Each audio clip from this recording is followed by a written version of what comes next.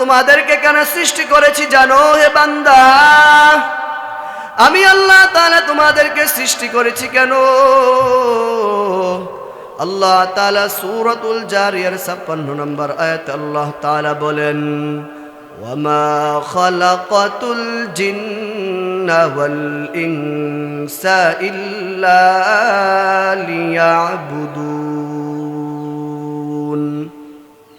মা খালাকাতুল জিন্না ওয়াল ইনসি বিখার जुज़ इबादत निस्त मक़सूदन जहाँ जहाँ तक है रबूबियत खुदा की वहाँ तक है नबूवत मुस्तफ़ा की। বান্দা আমি আল্লাহ তাআলা তোমাদেরকে আমার ইবাদত করার জন্য বানিয়েছি রে বান্দা। শুধুমাত্র আমি আল্লাহ তাআলার ইবাদত করার জন্য তোমাদেরকে সৃষ্টি করেছি এ বান্দা। আমি আল্লাহ তাআলা তোমাদেরকে দুনিয়ার মধ্যে সৃষ্টি করার একটি উদ্দেশ্য, সেটি হলো বান্দা তুমি আমি আল্লাহ তাআলার ইবাদত করবা। বান্দা আমি তোমাদেরকে আশরাফুল মাখলুকাত হিসাবে সৃষ্টি করেছি হে বান্দা। আমি তোমাদেরকে অনেক সম্মান করে সৃষ্টি করেছি, অনেক দয়া করে অনেক অনুগ্রহ করে আমি আল্লাহ তাআলা তোমাদেরকে সৃষ্টি করেছি রে বান্দা। আল্লাহ তাআলা সূরাত বনী ইসরাঈলের ৭০ নম্বর আয়াতে আল্লাহ তাআলা বলেন, ওয়ালাকাদ কাররামনা বনী আদম। আমি বনী আদমকে অনেক সম্মান করে সৃষ্টি করেছি বান্দা। আমি আল্লাহ তাআলা তোমাদেরকে অনেক সম্মান করে সৃষ্টি করেছি রে বান্দা। অতএব আমি আল্লাহ তাআলার ইবাদত বাদ দিয়ে অন্য কাহারও ইবাদত তোমরা করিও না রে বান্দা। ওয়াকাদা রাব্বুকা আল্লা তা'বুদু ইল্লা ইয়াহ। বান্দা আমি আল্লাহ তাআলার ইবাদত ব্যতীত অন্য কাহারও ইবাদত তোমরা করিও না রে বান্দা। আমি আল্লাহ তাআলা তোমাদেরকে এত দয়া করে মায়া করে সৃষ্টি করেছি রে বান্দা।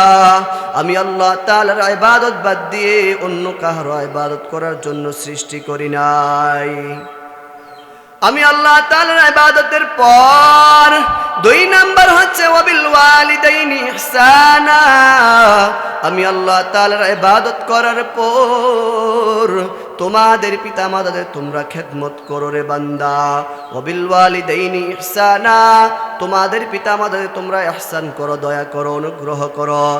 এরপর আল্লাহ তাআলা বলেন, ইম্মা ইয়াবলুগান্না ইনদাকাল কিবারা আহাদুহুমা আও কিলাহুমা ফালা তাকুল লাহুমা উফফিউ।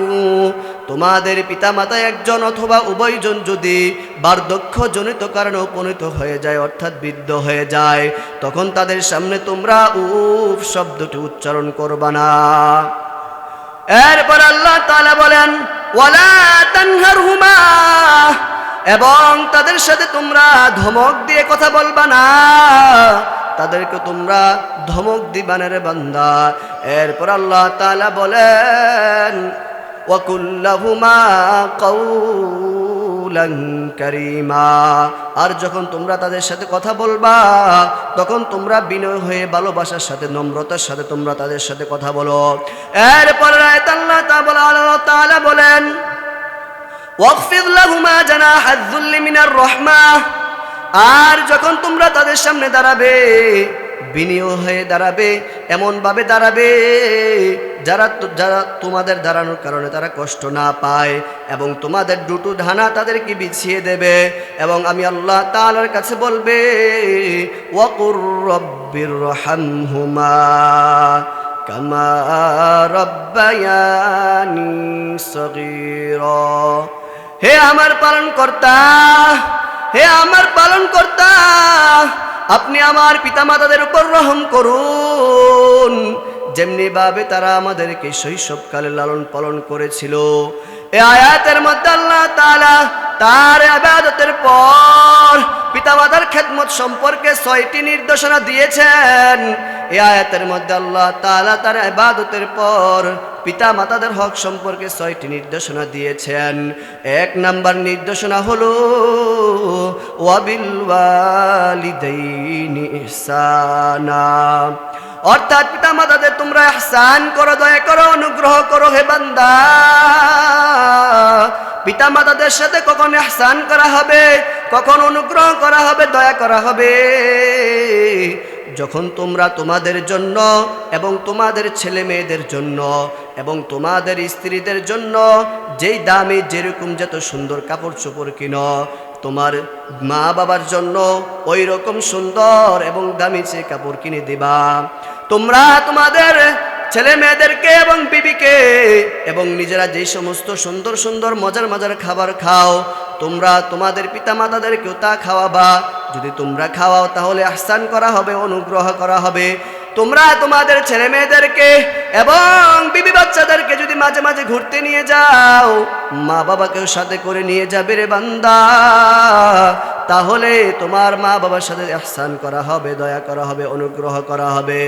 2 নাম্বার নির্দেশনা হচ্ছে ইম্মা ইয়াবলুগান্না ইনদাকাল কিবারা আহাদুহুমা আও কিলাহুমা ফালা তাকুল্লাহুমা উফফিউ, তোমাদের পিতামাতা যদি একজন অথবা উভয়জন যদি বার্ধক্যজনিত উপনীত হয়ে যায়, অর্থাৎ তোমাদের পিতামাতা যদি বৃদ্ধ হয়ে যায়, তখন তাদের সামনে তোমরা উফ শব্দটি উচ্চারণ করবা না।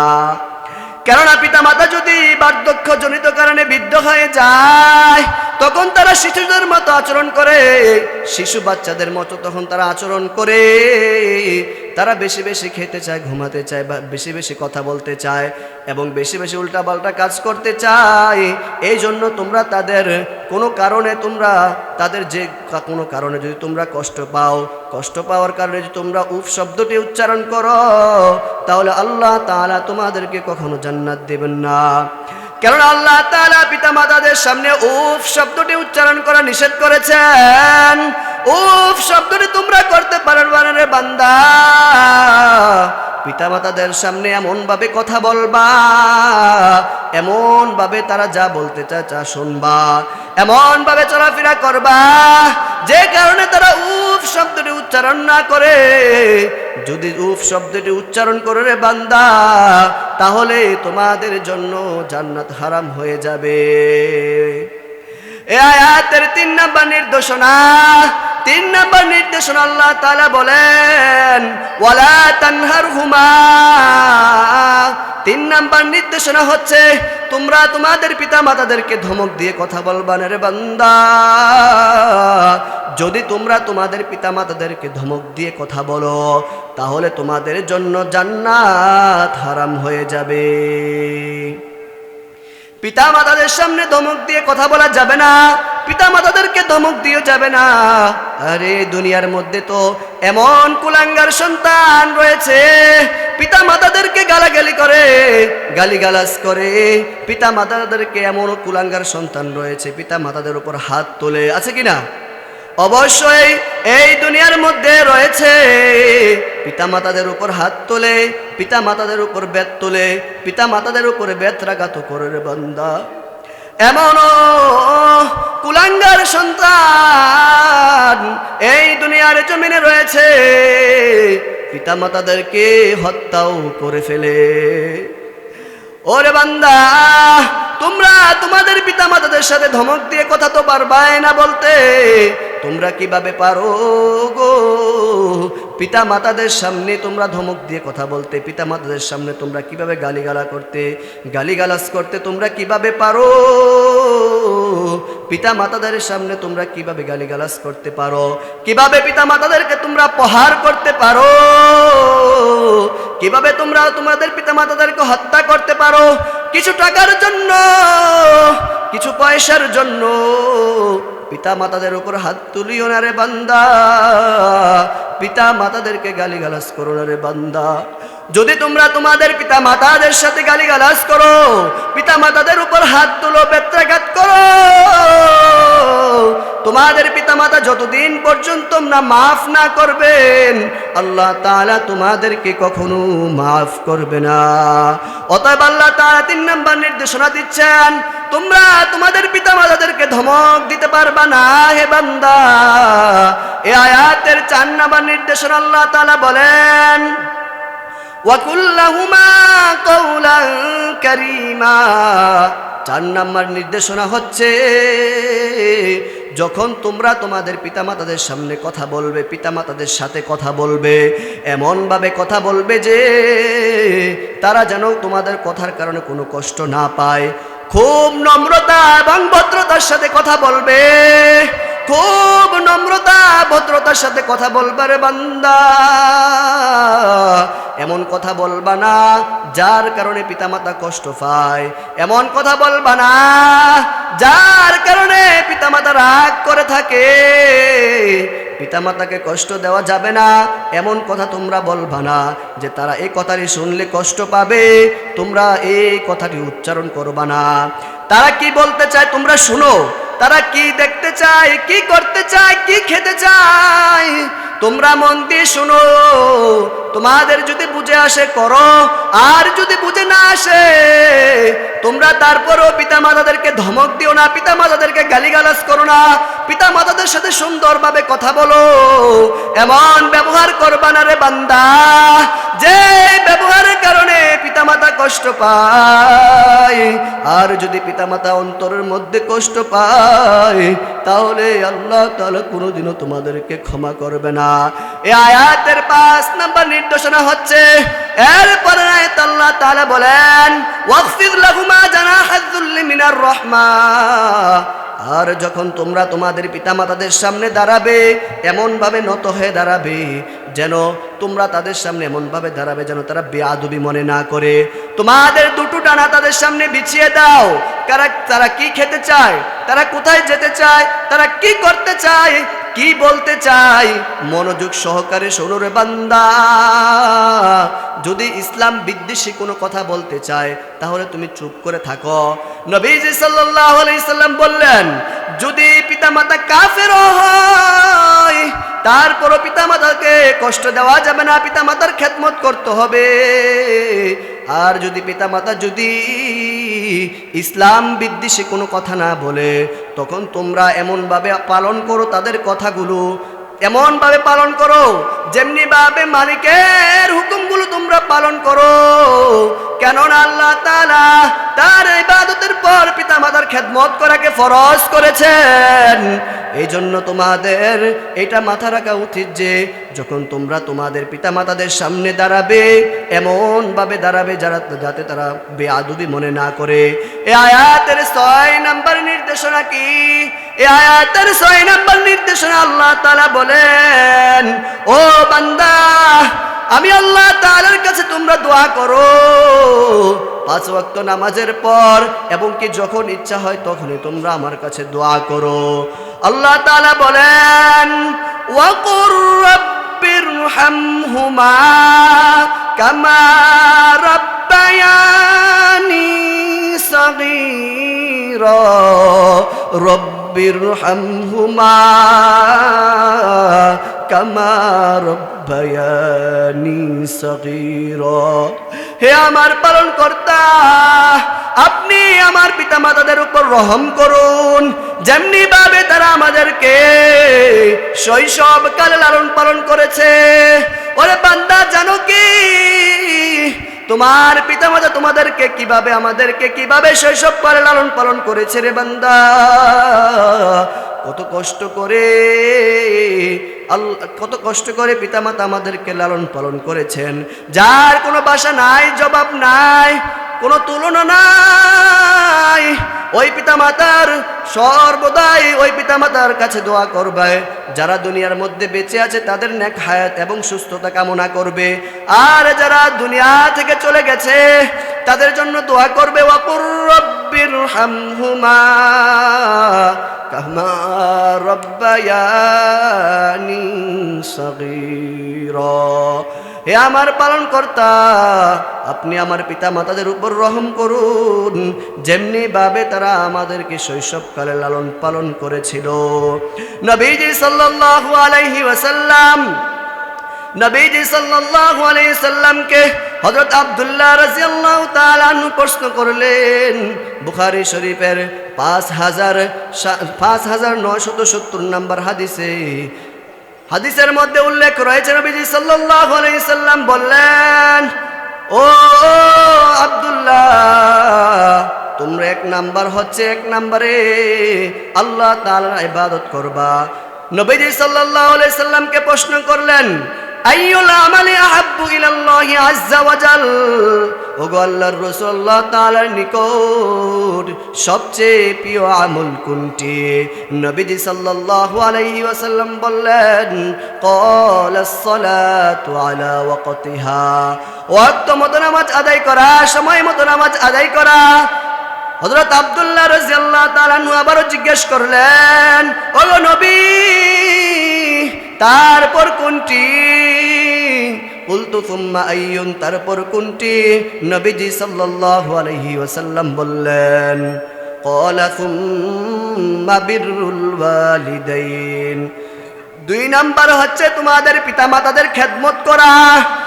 আমি নবীজি সাল্লাল্লাহু আলাইহি ওয়াসাল্লামকে আবারও জিজ্ঞেস করলাম, কুলতু সুম্মা আইয়ুন, তারপর কোনটি? নবীজি সাল্লাল্লাহু আলাইহি ওয়াসাল্লাম বললেন, ক্বালা সুম্মাল জিহাদু ফি সাবিলিল্লাহ, 3 নাম্বার হচ্ছে আল্লাহ তাআলার রাস্তায় জিহাদ করা। একটু খেয়াল করে শুনো রে মুসলমান, আল্লাহ তাআলা তার কালামের মধ্যে বলেন, আমার ইবাদত করার পর বান্দা তোমাদের পিতামাতাদের খেদমত করো। নবীজি সাল্লাল্লাহু আলাইহি সাল্লাম হাদিসের মধ্যে বলেন, আল্লাহ তাআলার ইবাদতের পর 2 নাম্বার হচ্ছে তোমাদের পিতামাতাদের খেদমত করা। অর্থাৎ আল্লাহ তাআলা পিতামাতাদের খেদমত করাকে ফরজ করে দিয়েছেন। আর পক্ষান্তরে নবীজি সাল্লাল্লাহু আলাইহি ওয়াসাল্লাম হাদিসের মধ্যে নবীজি সাল্লাল্লাহু আলাইহি ওয়াসাল্লাম পিতামাতাদের খেদমতকে সুন্নত করেছেন। এই জন্য সর্বদাই পিতামাতাদের খেদমত করতে হবে। নবীজির এক সাহাবা রাদিয়াল্লাহু তাআলা আনহু নবীজি সাল্লাল্লাহু আলাইহি সাল্লামকে জিজ্ঞেস করলেন, ওগো আল্লাহর রাসূল, দুনিয়ার মধ্যে সবচেয়ে বেশি কাকে ভালোবাসবো, কাকে মুহাব্বত করব? নবীজি সাল্লাল্লাহু আলাইহি সাল্লাম বললেন, কুলতু উম্মুকা, তোমার মাতাকে। আমি নবীজি সাল্লাল্লাহু আলাইহি সাল্লামকে আবারও জিজ্ঞেস করলাম, তারপর কাকে? নবীজি সাল্লাল্লাহু আলাইহি ওয়াসাল্লাম বললেন, তারপরও তোমার মাকে। আমি নবীজি সাল্লাল্লাহু আলাইহি সাল্লামকে আবারও জিজ্ঞেস করলাম, তারপর কাকে? নবীজি সাল্লাল্লাহু আলাইহি ওয়াসাল্লাম বললেন, তৃতীয়বারও তোমার মাকে। আমি নবীজি সাল্লাল্লাহু আলাইহি ওয়াসাল্লামকে আবারও জিজ্ঞেস করলাম, তারপর কাকে? নবীজি সাল্লাল্লাহু আলাইহি ওয়াসাল্লাম তিনি বললেন, তারপর 4র্থ নাম্বার হচ্ছে তোমার বাবাকে। এই জন্য ভাই, এখানে 3বার নবীজি সাল্লাল্লাহু আলাইহি সাল্লাম মার কথা উল্লেখ করেছেন, আর একবার বাবার কথা উল্লেখ করেছেন। দুঃখিনী মা অনেকেন। হযরত আবু বকর সিদ্দিক রাদিয়াল্লাহু তাআলা আনহুকেও ডাকলেন। তাদের 3 জনকে আলকামার বাড়িতে পাঠালেন, যে যাও দেখে আসো আমার আলকামার কি হয়েছে। যে দেখেন বেলাল রাদিয়াল্লাহু তাআলা আনহু সহ 3 জন সাহাবা যে দেখেন আলকামা মৃত্যু শয্যায় কাতরাচ্ছে। তাকে বেলাল রাদিয়াল্লাহু তাআলা আনহু কালিমার তালকিন দিচ্ছেন, ও বেলাল বলো, হে আলকামা বলো। বেলাল রাদিয়াল্লাহু তাআলা আনহু তালকিন দিচ্ছেন, বলো লা ইলাহা ইল্লাল্লাহু মুহাম্মাদুর রাসূলুল্লাহ। আলকামার মুখ দিয়ে কোনো কালিমা আসতেছে না। সাথে সাথে বেলাল রাদিয়াল্লাহু তাআলা আনহু নবীজির দরবারে দৌড়িয়ে গেলেন। যাওয়ার পর বলতেছেন, ও বেলাল, দুনিয়ার মধ্যে যে দেখো, দুনিয়ার মধ্যে তার কোনো আওলাদ, তার কোনো মুরব্বী বেঁচে আছে কিনা? বেলাল রাদিয়াল্লাহু তাআলা আনহু বললেন, ও ওগো আল্লাহর রাসূল, আলকামার মা তো দুনিয়ার মধ্যে বেঁচে আছে, যে যাও আলকামার মাকে ডেকে নিয়ে আসো। আলকামার মা নবীজি সাল্লাল্লাহু আলাইহি ওয়াসাল্লাম নবীজি সাল্লাল্লাহু আলাইহি সাল্লামের কাছে আসার পর জিজ্ঞেস করতেছেন, ও আলকামার মা গো, তোমার আলকামা কিরকম ছিল বলো, তোমার কিরকম খেদমত করতো? আলকামার মা বলে, গো ওগো নবী, আমার আলকামার শুধু একটি দোষ ছিল, সেটি হচ্ছে তার স্ত্রীকে বেশি ভালোবাসতো, আর আমি আলকামার মা, আমি তার মা আমাকে কম ভালোবাসতো, এজন্য আমার মনে কষ্ট। বলে, তুমি তোমার ছেলেকে ক্ষমা করে দাও, তোমার আলকামাকে ক্ষমা করে দাও। বলে, না না, আমি আমার আলকামাকে ক্ষমা করব না। অতঃপর নবী সাল্লাল্লাহু আলাইহি সাল্লাম বেলাল রাদিয়াল্লাহু তাআলা আনহুকে বললেন যে যাও লাকড়ি জোগাড় করে নিয়ে আসো। লাকড়ি জোগাড় করার পর হযরত আলকামা রাদিয়াল্লাহু তাআলা আনহুর মাকে বলে, লাকড়ি কেন এনেছি জানো? বলে, কেন এনেছেন ওগো আল্লাহর রাসূল? বলে, এই লাকড়ি দ্বারা আলকামাকে দুনিয়ার মধ্যে জ্বালিয়ে দেব, কেননা আলকামা তোমার মনে কষ্ট দিয়েছে, এই জন্য তাকে যাতে জাহান্নামে যে বেশি কষ্ট পেতে না হয়, এই জন্য দুনিয়ার মধ্যে জ্বালিয়ে দেব। সাথে সাথে আলকামার মা তাকে ক্ষমা করে দিলেন। ওগো আল্লাহর নবী, আমি আমার আলকামাকে ক্ষমা করে দিলাম। আলকামাকে ক্ষমা করার সাথে সাথে আলকামার মুখ দিয়ে উচ্চারণ হলো, লা ইলাহা ইল্লাল্লাহু মুহাম্মাদুর রাসূলুল্লাহ। সাথে সাথে কালিমা পড়ার পর তিনি ইন্তেকাল করলেন। অতএব এই ঘটনার উল্লেখ কি, এই ঘটনার মানে কি? এই ঘটনার মানে হচ্ছে মাকে কষ্ট দেওয়া যাবে না, মার থেকে স্ত্রীকে বেশি ভালোবাসা যাবে না। এই জন্য ভাই, যেখানে যাব, যেখানে চলবো, চলাফেরা করব, ব্যবসায় যাই, কাজে যাই, চাকরি করতে যাই, মার কাছে বাবার কাছে দোয়া নিয়ে যাব।